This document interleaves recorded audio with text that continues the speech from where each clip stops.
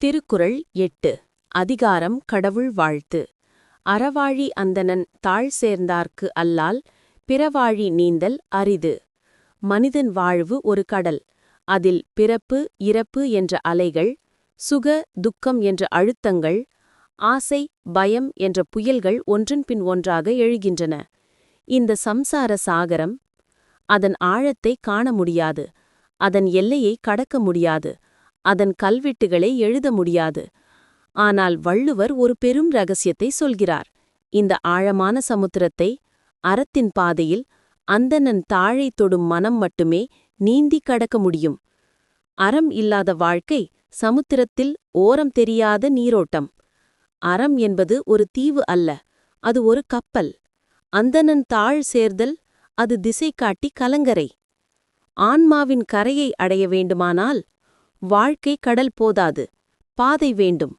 அந்த பாதை அறத்தின் ஒளி பிளஸ் இறைவனின் அருள்.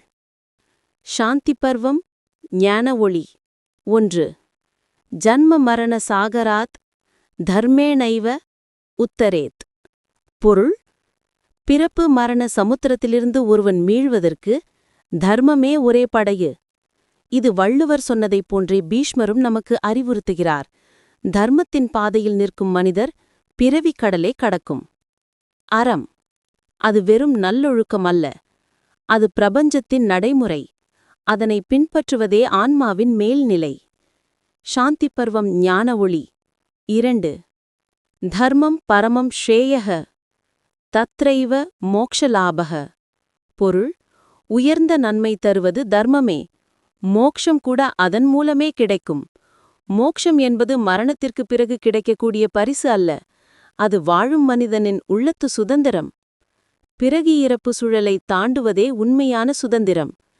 அந்த சுதந்திரத்திற்கு அடித்தளம் அறமும் பரம்பொருளும். திருக்குறளும் சாந்தி பர்வமும் கூறும் ஒரே மாபெரும் ஆன்மநாதம்.